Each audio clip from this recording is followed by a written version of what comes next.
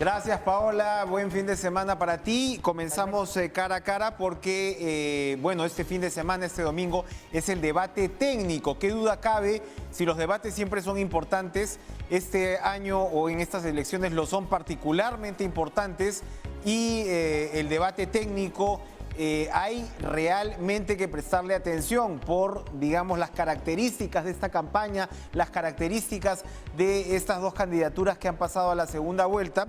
Y vamos a conversar con Milagros Suito, directora nacional de Educación y Formación Cívica Ciudadana del Jurado Nacional de Elecciones, organismo encargado de la organización, efectivamente, de estos debates. Próximo fin de semana será pues el debate presidencial, pero como repito, va a darse este debate técnico con 6 especialistas por cada una de las dos campañas. ¿Cómo está, Milagros? Gracias por estar con nosotros. Buenas noches. Muy buenas noches, muchas gracias. Sí, efectivamente, como bien ha señalado, y un reciente estudio que vamos ya a publicar, que es la Encuesta Nacional de Ciudadanía, se confirma nuevamente que el 26% de ciudadanos decide su voto también en la última semana, de modo que todos estos debates, estos dos debates van a contribuir a que la ciudadanía pueda informarse de cara ya a la elección del 6 de junio. Y ya estamos en realidad a 2 días del debate, del primer debate de equipos técnicos, y ya está casi todo listo. Y inclusive ya el día de hoy ya ambos partidos políticos han acreditado a los 6 especialistas que van a debatir este domingo a las 7 de la noche. Tenemos por el lado de Fuerza Popular, la propia Keiko Fujimori lo anunció en su Twitter. Los temas además son bastante interesantes. Son 6 bloques, ¿no? Reforma del Estado, recuperación económica y reducción de la pobreza, salud y manejo de la pandemia, infraestructura, desarrollo regional y descentralización, seguridad ciudadana y orden interno, y protección del medio ambiente y desarrollo sostenible. Es decir, es bastante integral. ¿Cómo va a ser la mecánica para que estos debates puedan cubrir la mayor parte, pues, de temas que le interesan al ciudadano y sobre todo que se dé, digamos, el contraste de propuestas? Y bueno, la idea es que cada especialista pueda exponer, digamos, sobre el tema, los bloques que acabas de mencionar, y luego va a haber un diálogo abierto, ¿no? Donde vamos a poder escuchar a ambos especialistas, digamos, discutir, ¿no? Con mucha más profundidad sobre el eje temático que ya se ha definido. Y luego vamos a tener la oportunidad de que un especialista pueda formularles una pregunta y ellos puedan sin duda contestarla de manera concreta. Después de eso, digamos, de esas respuestas van a tener todavía la opción de poder cerrar alguna idea que ellos quieran precisar en cada bloque temático. También es bueno, yo creo que dar a conocer, bueno, de manera ya oficial, los nombres de los expertos, de los especialistas que van a participar en cada bloque temático de cada organización política. En el caso de Fuerza Popular, para el bloque de reforma del Estado, va a participar Patricia Juárez, y de Perú Libre, Dina Boluarte. En el segundo bloque, que es el de recuperación económica, Luis Carranza por parte de Fuerza Popular y Juan Pari de Perú Libre. En el tercer bloque, que es salud y manejo de la pandemia, estará José Recoba, y de Perú Libre va a estar Hernando Ceballos. En el cuarto bloque, que es infraestructura, desarrollo regional, va a acompañar o va a participar Carlos Brus, y de Perú Libre a Andrés Alencastre. En el quinto bloque, que está referido a seguridad ciudadana, por parte de Fuerza Popular estará Fernando Rospigliosi, y Perú Libre estará Abelino Guillén. Ya en el último bloque de protección del medio ambiente y desarrollo sostenible estará Nano Guerra, y del otro lado de Perú Libre, Celeste Rosas. Estos son los 6 especialistas que ya han sido confirmados por ambas organizaciones políticas. Bien, ¿cuánto esperamos que dure el debate? Y lo pregunto además porque los debates en primera vuelta suscitaron un grandísimo interés. Uno pudo ver los ratings de todos los debates. En realidad tuve la suerte, en el caso de ustedes, de participar del debate del Congreso, que también tuvo una dinámica bastante, digamos, novedosa, tomando en cuenta la cantidad, ¿no?, de agrupaciones que estaban en ese momento compitiendo y se ha ido logrando, habrá siempre críticas, pero se ha ido logrando esta dinámica bastante ágil. ¿Cuánto va a durar este debate? Cada bloque temático va a durar alrededor de 25 minutos, entonces más o menos vamos a estar alrededor de 2 horas y media, ¿no? Entonces vamos a tener un debate importante, ¿no? Y con un tiempo razonable, cada especialista va a tener un tiempo para poder explicar, ¿no? Sus propuestas, va a haber este momento donde ambos van a poder también digamos, referirse, ¿no? A las propuestas que cada uno está priorizando y el ciudadano va a poder ir contrastando, ¿no? Porque creo que la idea de este debate técnico es que los especialistas de cada organización política planteen el cómo van a, digamos, desarrollar las propuestas de política pública que se están o que han priorizado en cada uno de sus planes de gobierno. ¿Esto será en el Gran Teatro Nacional? Así es, ya justamente el día de ayer llevamos a cabo una reunión de seguridad con todas las autoridades competentes, seguridad del Estado, sin duda la Policía Nacional también nos ha acompañado, la Comisaría de San Borja, en fin, todo el equipo de seguridad que va a garantizar que todo se desarrolle con normalidad, ¿no? El día de domingo y además la hora, ¿no? Que es importante recordarles a toda la ciudadanía que es a las 7 de la noche por TV Perú, quien va a hacer la transmisión oficial y todos los canales, incluso con el apoyo también de la Sociedad Nacional de Radio y Televisión, quienes van a transmitir en su totalidad el debate de equipos técnicos. ¿Quiénes van a asistir? O sea, cada una de las campañas va a tener invitados, asistentes en las butacas. ¿Cómo va a ser esa parte? Bueno, en realidad, ya como se ha previsto, por las medidas de bioseguridad, solamente van a asistir los especialistas y un representante de cada organización política, no van a haber invitados, y las personas que van a estar ya en el Gran Teatro son las personas que forman parte de la organización. No va a haber invitados, esto ya creo que lo hemos también recalcado y se ha llevado a cabo de esa manera, con estrictos protocolos de bioseguridad en la primera vuelta y ahora también ya se ha aprobado incluso este protocolo para el debate del día 23. Usted, Milagro, se ha referido a preguntas de especialistas. ¿Estos especialistas van a realizar sus preguntas de manera remota o ya están previamente grabadas? ¿Van a estar en el teatro? ¿Va a haber moderador adicionalmente? ¿Cómo va a ser esa parte de la dinámica? ¿O moderadora? Bueno, moderador en esta ocasión es el señor Juan de la Puente, quien se va a encargar de hacer la moderación de este primer debate. Y sí, bueno... ¿Y también el debate presidencial, entiendo? No, todavía no. Ok. No hemos todavía confirmado los nombres. Ya, perfecto. Van a ser, sí, te puedo adelantar que van a ser moderadores locales de la región Arequipa. Todavía ya en los próximos días haremos a conocer los nombres de los moderadores. Y sí, van a estar los especialistas presentes y si fuera el caso que por alguna razón no se pudiera, sin duda van a hacerlo vía virtual. Perfecto. Ahora, usted acaba de mencionar a Arequipa. El debate presidencial va a ser la semana siguiente, el 30 de mayo, en Arequipa. ¿Por qué se seleccionó esta ciudad?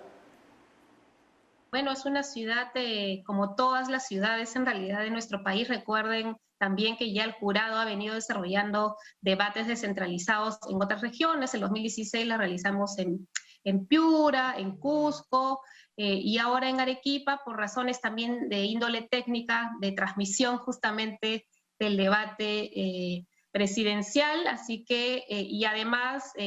La locación, ¿no? Se va a llevar a cabo en la Universidad San Agustín de Arequipa y ya de acuerdo a las coordinaciones, digamos, previas con las instancias allá competentes, tienen todas las garantías de seguridad para llevar a cabo este debate presidencial. Será, me imagino, también con asistencia muy limitada. Sí, igual, son las mismas condiciones. En realidad, la bioseguridad es importantísimo. Como decimos, son tres elementos importantes para la organización del debate. Que el debate sea seguro, bioseguro, pero que también tenga las condiciones técnicas y la cobertura para que toda la ciudadanía pueda escuchar, ver el debate desde sus hogares. Ahora, la estructura entonces, por supuesto, del debate presidencial ya ha sido acordada entre los partidos, ¿verdad? También son estructuras temáticas. Sí, ya todo está definido en realidad. Igual vamos a tener 6 bloques temáticos que están referidos. Hay 2 temas que vamos a escuchar el día domingo, este domingo, que están referidos a la salud y manejo de la pandemia, y el tema económico, que los vamos digamos, también escuchar desde otra, seguramente, perspectiva, una perspectiva más política desde los candidatos, y otros temas que están referidos a la educación. Aquí hay que resaltar que sí está contemplado el tema educativo en el debate de candidatos a la presidencia, y otros temas que están referidos ya a temas institucionales o la dimensión institucional, lucha contra la corrupción, y también un eje temático que está referido a la atención, ¿no?, o políticas a poblaciones en situación de vulnerabilidad, y políticas sociales, que también está contemplado como parte de el debate de candidatos a la presidencia. Ahí veremos entonces en realidad las capacidades de los propios candidatos. Para terminar, el jurado va a recibir preguntas de los ciudadanos hasta el 25 de mayo. ¿Cuál es el objetivo? ¿Cómo se van a procesar esas preguntas? ¿Cómo puede llegar un ciudadano a tener su pregunta en el debate presidencial?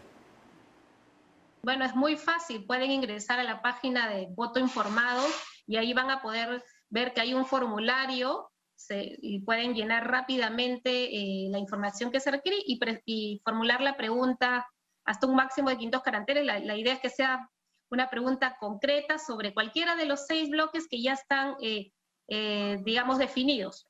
Pueden hacer alguna pregunta sobre educación, ciencia e innovación, sobre salud. En realidad, ahí está la posibilidad de que puedan hacer la pregunta, y luego estas preguntas que, por cierto, ya tenemos cerca de 300 personas que han hecho y han formulado su pregunta, y todavía nos falta varios días. Luego pasa por un filtro, ¿no?, de preguntas que no contengan ningún tipo de alusión o agresión, claro, digamos, a ningún candidato, y luego pasa por un filtro que va a ser luego definido por este comité formado por algunas instituciones ya con las que se vienen trabajando los debates electorales, como es la Asociación Civil Transparencia, IDEA Internacional, el Consorcio de Investigación Económico y Social, PNUD, que son organizaciones que luego van a hacer un filtro de estas preguntas, y luego, bueno, las que vamos a ver ya el día del debate, nos vamos a enterar, digamos, todos ese día quiénes van a ser los ciudadanos y ciudadanas. Perfecto. Que finalmente van a hacer la pregunta. Muy bien, importantísimo evento este fin de semana, insisto, por supuesto el debate presidencial, que duda cabe, pero el de este domingo va a ser casi que igualmente crucial para conocer realmente quiénes y cómo se van a manejar los destinos del país. Gracias, Milagros Suito, directora nacional de Educación e Información Ciudadana del Jurado Nacional de Elecciones, por venir a compartir estos detalles del debate. Gracias por estar con nosotros. Vamos a continuar. Vamos a darle la bienvenida a Carlos Anderson, congresista electo de Podemos Perú, precisamente pues a propósito de todo lo que está ocurriendo, no solamente, seguramente en otras circunstancias Carlos Anderson hubiera sido parte, ¿no?, del equipo técnico que pudo haber discutido en esta sesión del domingo, Carlos, porque, como decía, va a ser particularmente importante conocer no solamente la identidad, que ya la conocemos de los equipos técnicos, sino en realidad lo que piensan hacer en una circunstancia tan compleja como la que vive el país. Buenas noches, ¿cómo estás? ¿Qué tal, Enrique? ¿Cómo estás? Sí, la verdad es que me hubiera encantado estar en ese debate este domingo, pero bueno, no me invitaron, y no soy parte de ninguno de los partidos que lograron avanzar a la segunda ronda, así que me va a tocar estar de espectador, y ojalá que sea una buena presentación de parte de ambos equipos, porque el país merece realmente una discusión de alto nivel, y merece también tener una idea más o menos clara de qué es lo que piensan hacer, ya que durante todos estos meses de campaña, en realidad, por un lado, uno de los partidos, pues, sencillamente no nos presentó un verdadero plan de gobierno, ¿no? Ahora nos dice que es un ideario, y han improvisado uno muy rápidamente. Yo la verdad es que me quedo asombrado porque cuando recuerdo que a nosotros como grupo nos tomó 6 meses entender qué es lo que le duele al país en estos momentos, diseñar respuestas, digamos, que tengan realmente un elemento transformacional para el país, ¿no? Me parece increíble que alguien lo pueda hacer así tan rápido, ¿no? Como si las medidas puedan simplemente ser sumadas. Nosotros creemos, bueno, yo personalmente creo pues, que uno necesita tener una mirada más sistémica, ¿no? Porque, como tú sabes, la realidad es mucho más compleja que decir, bueno, sector agricultura, ok, sector industria, ok. No, la cosa es compleja, pero bueno. Y en el otro lado... Perdón, pues, en el plan bicentenario, desafortunadamente... Carlos, disculpa, en el plan bicentenario del señor Castillo se han encontrado incluso fragmentos de columnas literales por ejemplo, de Humberto Campodónico, ¿no? En Sí, claro. la República, y claro, la respuesta ha sido que el señor Campodónico ha aportado ideas, pero el hecho es que copy-paste ha habido, ¿no? O sea, a propósito de lo que Mira, señalas, de la rapidez con la cual de todas maneras se ha armado ese plan, ¿no? sí, no, evidentemente. Yo te digo, no quiero ni criticarlo porque voy a ser tan duro en mi crítica que voy a parecer destructivo, y no es mi idea, ¿no? O sea, yo quiero ser constructivo, ¿no? Por lo menos ahora hay algo, solo que en el caso de Perú Libre, ¿no? Sigue colgando la espada de Damocles, que significa qué dirá finalmente el señor Cerrón, ¿no? Porque como lo vimos en el caso de Kurt Burneo, ¿no? Que lo llamaron como técnico y todo lo demás, y el propio señor Castillo dijo, no, aquí no se va nadie, ¿no? Dando el apoyo, supuestamente. Ya sabemos que cuando el señor Cerrón dice, bueno, no, es no. Y ahí esa es la realidad. A mí te digo la cosa, si se me hubieran acercado, yo le hubiera dicho exactamente lo mismo que Kurt, ¿no? O sea, no hay forma realmente que uno pueda acompañar un proyecto con las ideas Sí. plasmadas por el señor Cerrón en su ideario inicial. Burneo señaló que, claro, un punto era efectivamente la incapacidad de deslindar con Cerrón, pero lo otro que señaló Burneo, que me pareció importante, es que él veía todavía un acento muy proteccionista en el plan bicentenario. Totalmente. Ya no en el ideario Claro. de Cerrón, sino en el plan bicentenario, porque hay pasajes con restricción de importaciones y demás. En el aspecto económico, porque se supone que el plan bicentenario es un esfuerzo por abrir la cancha, ¿cómo observas tú esa impronta? Pues no hay ninguna apertura de cancha, ¿no? Nada, la verdad que es una receta para regresarnos a los 70s, ¿ok? Quien tenga añoranza de los 70s, bueno, que vote por Perú Libre, ¿no?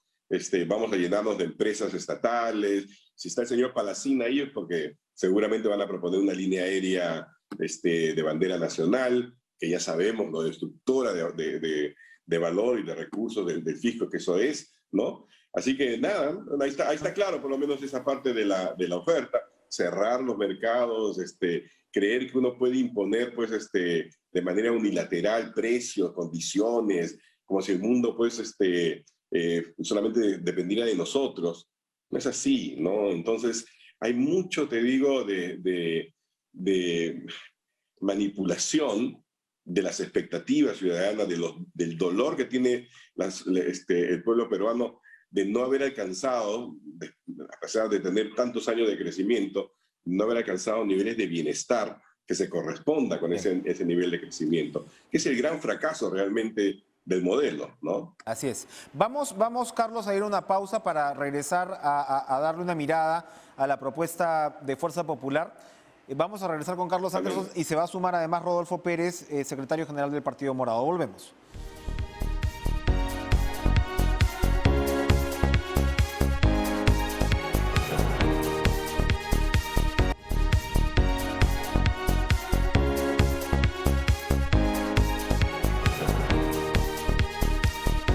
Continuamos con Carlos Anderson, congresista electo por Podemos Perú. Le damos la bienvenida además a Rodolfo Pérez, secretario general del Partido Morado. Para hacer un poco de ping-pong, quería preguntarle a Rodolfo, acabamos de ver un poquito cuáles son las grandes interrogantes por el lado del partido o la propuesta de Perú Libre. ¿Cómo ves, Rodolfo, al fujimorismo en estas circunstancias, en vísperas del debate técnico? Bueno, muy buenas noches, Buenas Enrique. noches. Buenas noches, Carlos. Claro. Bueno, definitivamente la situación del Fujimorismo, la que está planteando, es un problema, diría, además de técnico, definitivamente político, porque está presentando nombres, todos conocidos, con experiencia en gestión pública en los últimos 20 hasta 30 años, se podría decir. Entonces, la pregunta que nosotros nos haríamos es, ¿qué de nuevo va a presentar ese equipo técnico? Compuesto completamente por figuras que ya tienen bastante tiempo en la política peruana, en el espacio técnico peruano, y si bien ellos han hecho el esfuerzo de no tener a alguien que recuerda el viejo Fujimorismo, que ese fue un problema del primer equipo técnico que se presentó, pero lamentablemente este equipo técnico va a tener de alguna manera, tiene la gran falencia de que qué cosa nueva le va a ofrecer al país. Y sobre todo, recuerda mucho a los últimos 5 años de inestabilidad política y de poca flexibilidad también en lo técnico para plantear reformas que el país requería y que más bien era el Congreso conservador de Fuerza Popular y obstruccionista que no impulsaba esas grandes reformas que el país requería. Ahora este equipo técnico de una tendencia mucho más conservadora y de una tendencia de mucha experiencia en la gestión pública, pero con poco ánimo de cambios, ¿qué de nuevo le va a ofrecer al país? Creo que ese es el gran reto ahorita del equipo técnico de Fuerza Popular. Ahora, Carlos, retomo una idea que tú planteabas antes de la pausa, que es lo que le duele al país, con lo que está señalando Rodolfo Pérez. Evidentemente, la ciudadanía demanda un cambio. Y entonces, si Fuerza Popular, como dice Rodolfo, representa el statu quo, ¿qué es lo que le toca hacer en estas circunstancias a ese equipo técnico? Bueno, mira, primero que nada, que a mí sí me recuerda este equipo técnico a mucho del fujimorismo de los 90s, inicial, ¿no? No solamente por la presencia del señor Jorge Vaca, una persona que ha sido, digamos, sentenciada y condenada, sino por otras figuras que sinceramente, no sé qué le aportan al país, ¿no? Yo creo que estarían mucho mejor descansando en sus casas, porque, mira, hay una contradicción muy grande entre prometer un futuro diferente, ¿verdad? Acudiendo a figuras del pasado. Eso no conversa, entonces le quita, digamos, credibilidad a la oferta, ¿no? Y en particular porque no ataca aquello que es realmente preocupante en el caso del fujimorismo, que es toda esta imagen, digamos, relacionada con la corrupción, ¿no? Yo cada vez que escucho que alguien del fujimorismo dice, ¿no? Sí, pues porque el gobierno de Alberto Fujimori fue atacado, ¿no? Por la corrupción. Digo, atacado, como si fuera un virus, ¿no? Cuando lo que sabemos perfectamente bien es que la corrupción fue consustancial al modelo, ¿no? Un modelo cleptocrático total, ¿no? Entonces, el no haber entendido que ese es el factor fundamental del antifujimorismo que existe en el Perú, ¿no? Haberlo ignorado ha hecho que no haya ninguna figura que uno diga transparentemente limpia, ejemplar, ¿no? Fantástico, aplauso, ¿no? No, ellos han traído personas que fueron sus enemigos, ¿no? Y que ahora no tienen ningún tapujo en convertirse en sus, no sé, pues, guaripoleros. De repente suena muy fuerte, pero sí, yo creo que ha habido una contradicción importantísima. Puede que el mensaje no sea malo, pero el mensajero, la forma como está vestido ese mensajero, recuerda lo peor para mí, recuerda ese fujimorismo que tanto daño le ha hecho al país, ¿no? Ahora, Rodolfo, lo comentábamos antes de la pausa con Carlos, y lo hemos comentado antes, aquí tú nos has contado con mucha, digamos, transparencia lo que fueron los encuentros un tanto surreales, ¿no? Con la agrupación Perú Libre. Carlos acaba de analizar un poquito lo que sería el plan bicentenario. Me imagino que desde el Partido Morado hay matices, pero la impresión debe ser igualmente preocupante, ¿no? De lo que está poniendo Perú Libre sobre la mesa. Dadas esas circunstancias y la evaluación muy crítica que están haciendo ustedes del fujimorismo, ¿qué le queda a Keiko Fujimori en estas circunstancias? ¿Tiene todavía espacio para sumar? Porque claro, uno le da la impresión, y escuchándolos a ambos, como que Fujimori no ha llegado o no ha alcanzado todavía a sumar a figuras que, por ejemplo, podríamos considerar de centro. Eso no está en el menú fujimorista.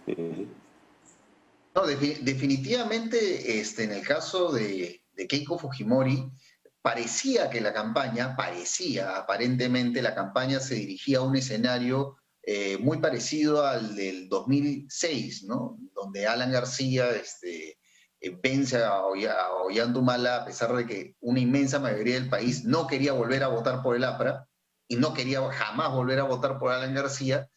Parecía que nos estamos dirigiendo a un escenario de esas características. Sin embargo, el fujimorismo, y en esa campaña recuerdo bien que Alan García hizo todo por desmarcarse de su anterior gobierno y desmarcarse incluso del partido aprista.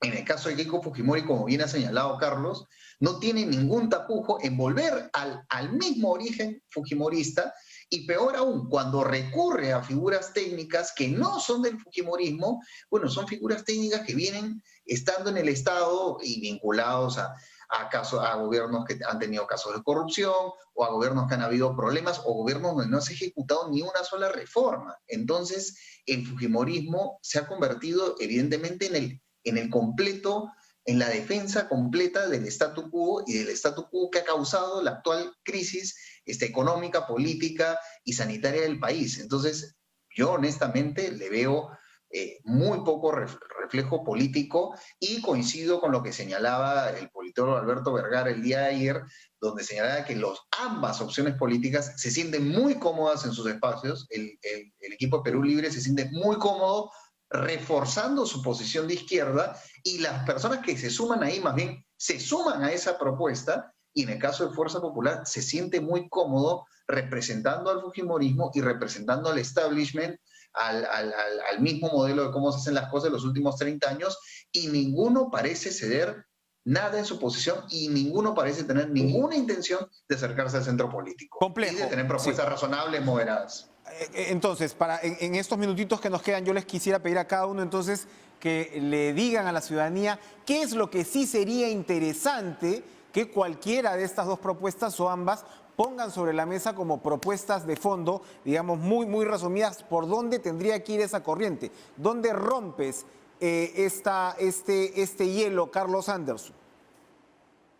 A ver, al partido Perú Libre, ¿no? La ruptura tiene que partir por romper con Cerrón. A mí no me cabe ninguna duda que mientras el señor Castillo sea tibio, porque él dice, no, aquí mando yo, pero bueno, él está mandando.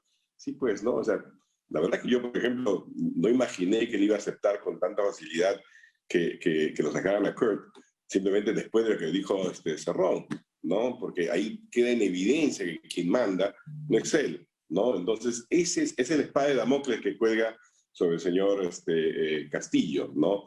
Que realmente no va a ser su gobierno, sino va a ser el gobierno de los radicales de Perú Libre. Entonces, eso tiene que cambiar. Esa es su prueba, digamos, fundamental, ¿no? Y en el caso del fujimorismo, yo creo que su prueba fundamental tiene que venir por traer o comprometerse, digamos, a que su gobierno no solamente va a ser de ancha base, ¿no? Que no va a estar plegado de figuras pues, del viejo fujimorismo y del nuevo fujimorismo, sino que va a ser realmente un gobierno de unidad nacional, ¿ah?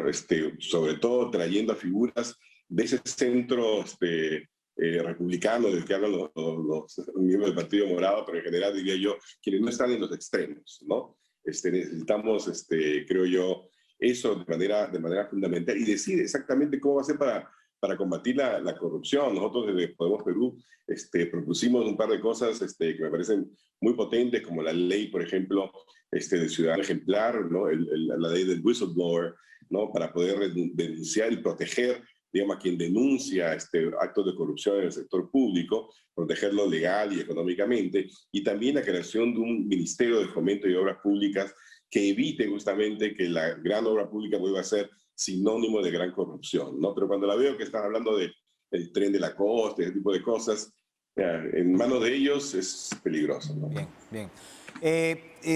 Rodolfo, añadirle sencillamente una cápite a lo que acabas de señalar. O sea, tú acabas de comparar esta campaña con la del 2006. Efectivamente, ¿no? Había un candidato con muchos anticuerpos como era García y había una propuesta, la del Humala Radical de aquel entonces, que la propuesta como tal, más allá efectivamente de presencias como la de Cerrón y demás, la propuesta del Humala del 2006 no está tan lejos de la del plan bicentenario, digamos, ¿no? De este plan reencauchado que ha presentado el señor Castillo. Pero claramente eso no le está alcanzando a la señora Fujimori para remontar. O sea, ese miedo, entre comillas, al comunismo, a lo que represente Castillo o al aluvión que represente Castillo, no le está alcanzando. En estas circunstancias, entonces, ¿qué es lo que ambas propuestas deberían poner sobre la mesa para, en todo caso, acercarse a una posición más centrada? El asunto más viable es la palabra, ¿no? Más viable. Justo me ha robado la expresión. No hay viabilidad en ninguna de las propuestas y ese es el asunto. En el caso del señor Castillo, además de lo que ha señalado Carlos, el deslinde con el señor Cerrón, que es algo que nosotros le hemos pedido expresamente al señor Castillo en las 2 reuniones que hemos tenido y no hay mayor resultado en ese sentido.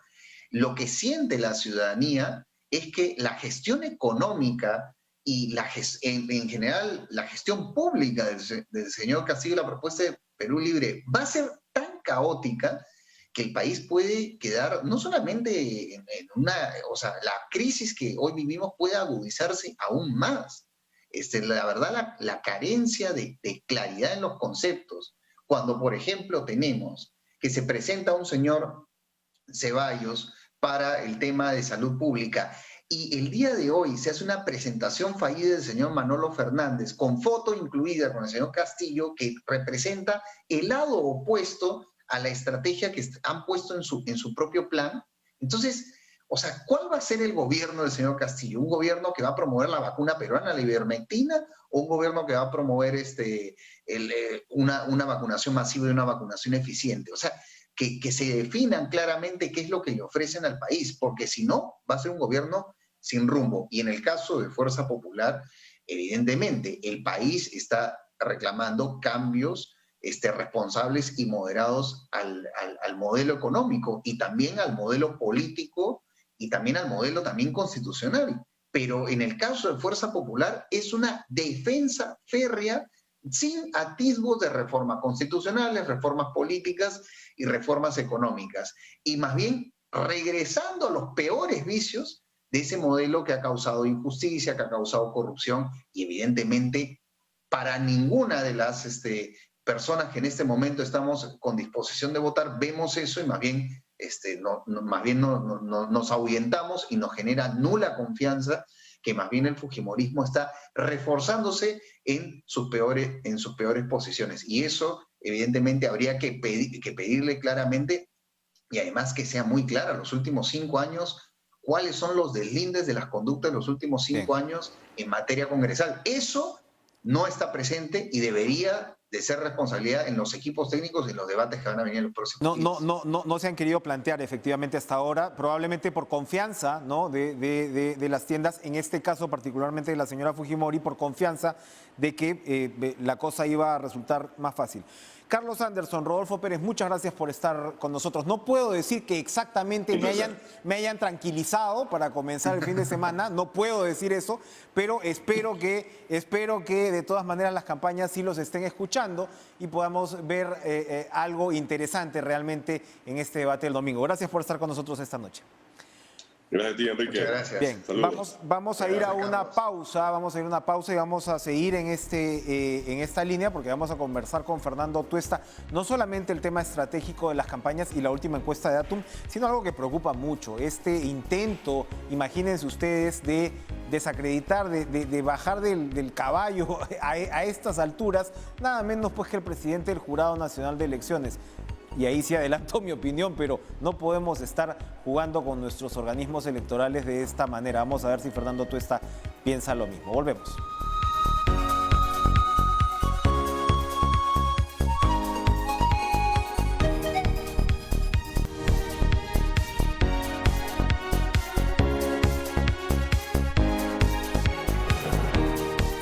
Le damos la bienvenida a Fernando Tuesta, politólogo de la Pontificia Universidad Católica del Perú. La primera pregunta que le quiero hacer, Fernando, un gusto conversar contigo. La primera pregunta, y más allá de tu papel de docente, analista y demás, especialista, eres un conocedor de los organismos electorales y de lo que significan los organismos electorales, la autonomía y la estabilidad de los mismos en una democracia. Y quería saber tu opinión sobre lo que está ocurriendo con el Jurado Nacional de Elecciones, donde nada menos que Acción Popular ha presentado una moción para que el Congreso exija la renuncia del presidente de este organismo, el señor Salas Arenas, cuando faltan apenas 2 semanas y pico para las elecciones, 3 semanas para las elecciones. Desde que recuperamos la democracia a inicio de este siglo, los organismos electorales han labrado un nivel de trabajo esforzado y dando garantías de todos los procesos electorales. Esto no solamente se ha visto en los sondeos de opinión a nivel de instituciones, que junto con la Defensoría del Pueblo, los organismos electorales han estado bien valorados. Sin embargo, en esta elección nunca he visto nada igual. Ha habido un nivel de ataque frontal a los organismos electorales de parte incluso de candidatos políticos y medios de comunicación, felizmente una minoría, pero vociferante, que no hacen otra cosa que clamar por una suerte de fraude. Esto es realmente lamentable porque empaña el proceso. De lo que se trata, de alguna manera, es de patear al árbitro, que son los organismos electorales, y clamar fraude para que se pierda, justamente sea una suerte de confirmación de lo ya señalado. Y si se gana, probablemente digan a pesar del fraude. El fraude en el Perú es casi imposible. Fraude hubo en el año 2000. Justamente uno de los aspectos de la caída del antiguo régimen se debió al fraude, pero era el control absoluto de los organismos electorales que hoy en realidad lo que hacen es mantener una autonomía, porque son justamente organismos constitucionalmente autónomos. Es lamentable esta moción o esta presentación de parte de algunos congresistas de Acción Popular que se hacen eco también de un sector de la prensa que ha iniciado una campaña de hace algún tiempo. Yo creo que es necesario rechazar este tipo de actitudes y posturas, sobre todo estando cerca del proceso electoral. El Jurado Nacional de Elecciones, la OPE y RENIEC han cumplido de manera intachable en este proceso. Me recuerdan, por cierto, que el 26 de mayo cumple 90 años el Jurado Nacional de Elecciones y como tú señalas, es sumamente importante que la imparcialidad, la independencia y la autonomía de los organismos electorales, porque efectivamente también se suman a campañas francamente ridículas contra el jefe de la OMPE, en fin, que si es amigo de Rospigliosi, ¿no? Absolutas, pues, sandeces, la verdad, que la prensa tendría que responder como señalas, porque hay sectores de la prensa, y es de uno y del otro lado, Fernando. Y ahora mismo, sí, este fuego se atiza, además, en redes sociales. Entonces, uno ve partidarios de uno del otro lado, como señalas, clamando fraude, ¿no? Y que si son rojos de un lado o proterrucos de un lado o que se está preparando el fraude, porque ojo que en los organismos electorales han quedado fujimoristas enquistados. Y este tipo de discurso, a veces incluso de gente que uno esperaría mejor juicio, se va reproduciendo en la sociedad y va alimentando una desconfianza que yo no sé, Fernando, cuánto más puede aguantar el Perú en ese plan. Mira, efectivamente hay una campaña lamentable contra el presidente del Jurado Nacional de Elecciones y también con el jefe de la OMPE, acusándolos efectivamente como si fueran pues interesados en el triunfo de los dos candidatos. Pero además hay que señalar de manera clara los procesos electorales en el Perú se han ido ajustando cada vez más para que existan garantías. Claro, en un país que se han creado muchas desconfianzas en general en las instituciones, es un campo abonado como para que discurso de esta naturaleza, es decir, señalar fraude o poner como evidencias aspectos puntuales, no necesariamente ciertos, videos, como si es que eso fuera demostraciones de que existe pues un fraude. eh, Van a votar 25 millones de electores, 25 millones de electores, que es el padrón.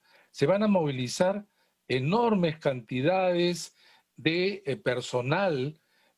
Todos los partidos tienen garantía de tener personeros. Existen procesos en donde se les habilita para que ellos puedan cuestionar cualquier decisión, además el día de la elección. Ahí no juega el Jurado Nacional de Elecciones, no juega la OMPE, son los miembros de mesa que ejercen justamente esta importante labor y donde se les garantiza también a los personeros estar presentes y donde tienen una labor que cumplir. Pero luego de esto, pasado todas las etapas, hablar de fraude. Dicho sea de paso, ya están los resultados generales oficiales. ¿Alguien puede decir que hubo fraude? Si hubo fraude, ¿por qué no cuestionaron ese resultado final? Exactamente. Algunos que incluso cuestionaban el resultado a nivel congresal. Resulta que ahora se han callado. ¿Qué? ¿Porque han salido elegidos? ¿O ya no pueden apelar a nada más? Es sumamente lamentable, Enrique. Es Pero además, una piconería, quiero agregar algo, me parece muy importante. preventiva, ¿no? Es una piconería preventiva, ¿no? Mira. De las campañas que terminan por tirarle barro a lo que queda de institucionalidad del país y la verdad, ojalá luego tengan que responder por esas acusaciones tan ligeras. Fernando. Mira, esto Sí, lamentablemente, sí. y termino con esta idea, Sí. también viene a nivel internacional. El señor Donald Trump hizo exactamente lo mismo, acusando de fraude de manera anticipada, y mira cómo terminó asusando violencia en ese asalto Exacto. lamentable al Capitolio. Exacto. Pero además hay informes de misiones de observación, la OEA, Unión Europea, y en todos los informes, que son además representantes internacionales, en ningún momento hablan de inclinación, posibilidad, indicio de fraude, de ninguna manera. Y esto hay que rechazarlo tajantemente. Pasando a las encuestas, Fernando, hoy Datum le da un poco más de 5 puntos de ventaja al señor Castillo, una Lima con una fuerte presencia fujimorista o de la señora Keiko Fujimori, pero un centro y sur donde Castillo barre en la intención de voto. Y sorprendentemente, ¿no? Dadas los antecedentes cercanos, sorprendentemente un norte bien repartido. ¿Cómo podrían moverse esos números? ¿El norte podría comenzar a mirar a Fujimori con mayor simpatía, devolverle los números usuales al fujimorismo ahí? ¿O sencillamente ya estamos hablando de otro terreno de juego donde Castillo se acerca cada vez más a Palacio? Mira, a 2 semanas de elecciones, estamos en realidad 16 días de las elecciones. Para el caso peruano, esto es un montón de tiempo. Todavía puede Por lo subir y bajar tanto, todo. cualquier escenario está abierto. Y los elementos que pueden hacer mover esto son en parte los de campaña. Creo que hay un voto estructural que no se va a mover. Hay un núcleo de votantes que señalan que van a votar por Castillo, que parece que nada de la campaña en contra de su candidato lo está dañando. Lo que hemos visto en la intención de voto de Castillo desde la primera encuesta hasta ahora es que más o menos mantiene su intención de voto, ¿no? 40 y tantos en general, y se redujo los que decían que iban a votar nulo en blanco, indecisos, y ahí ganó intención de voto Keiko Fujimori, pero es como si creciera y comenzó a acelerar el incremento de Keiko Fujimori, que evidentemente es una candidata que todos sabemos tiene un techo de crecimiento por el rechazo que produce su candidatura. Entonces, ¿dónde se está moviendo? El sur, prácticamente ganado ya hace un tiempo, el centro, Lima, Keiko Fujimori, y parece que el campo, digamos, más de batalla es el norte, porque ahí está en disputa mucho más cerrado. Podríamos ir, evidentemente, a un resultado del 6 de junio con un porcentaje muy cercanos, que como estamos viviendo esta campaña realmente muy polarizada, pocas veces hemos visto algo parecido, no puede ser una buena noticia. Ojalá que quien gane lo gane con una diferencia incuestionable, porque si ya están hablando de fraude, ¿tú te imaginas reproducir un resultado ajustado como el 2016 de una diferencia de 40.000 votos? Eso es pues el Estadio Nacional, ¿no? Es un partido. Ese es el Estadio Nacional. Ahora, una diferencia sí, así. así es. A mí, yo temo que ninguno de los dos acepte el resultado. Gravísimo, preocupante. Pero a ver, hay un cuadrito más en lo de Datum que es interesante, porque tú señalas hay núcleos duros, ¿no? En ambas candidaturas, pero sin embargo hay un 17% que dice que lo está pensando y un 4% que no sabe. Eso supera el blanco y viciado, digamos, a primera vista, ¿no? O sea, ese lo estoy pensando quiere decir que puedo estar respondiendo por un candidato, ¿no? Pero de todas maneras podría cambiar mi voto. Es decir, estás hablando de un 22, 23%, que es ese campo de batalla, el actual. Ahí lo vemos. El blanco y el viciado suman 13% o 14%, pero son casi 10 puntos más si uno entra a esta segunda lectura, a esta segunda mirada. Sí. Ahora, ¿en dónde están más concentrados? Porque ese es el promedio general, ¿no? ¿En dónde están? ¿En sector de mujeres? ¿En sector rural? Y allí probablemente Castillo tenga una mejor intención de voto. De todas maneras, una encuesta bien hecha, por más que esté bien hecha, Claro. Ya en el rural muy a fondo, ahí probablemente Castillo tenga esos porcentajes tan abrumadores. Pero de la misma manera, Keiko Fujimori puede obtener un resultado importante de peruanos en el exterior que, claro, las encuestas no los alcanza. Y si bien es cierto, la tasa de participación es baja, 20%, de todas maneras estamos hablando de más o menos un elector que podría sumar unos 250.000 o un poco más. Y si es cerrado, imaginarás tú que esos que pueden ser pocos miles, en realidad adquieren un valor importante, ¿no? Muy bien, Fernando Tuesta, muchas gracias por acompañarnos esta noche en Cara a Cara, como siempre, sumamente interesante y esclarecedor.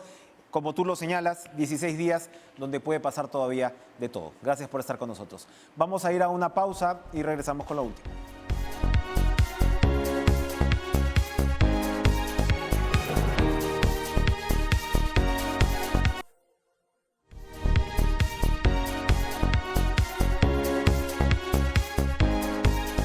Castillo anuncia actividades mañana en Lima. Fujimori dice que va a ir a buscar a Cerrón, a Huancayo. No sabemos si se vaya a encontrar con Cerrón, pero todo indica que con Castillo no se va a encontrar. Tengan un excelente fin de semana. Sigan con En Pared, sigan con TV Perú y nos reencontramos el lunes con más Cara a Cara. Cuídense mucho, no bajen la guardia.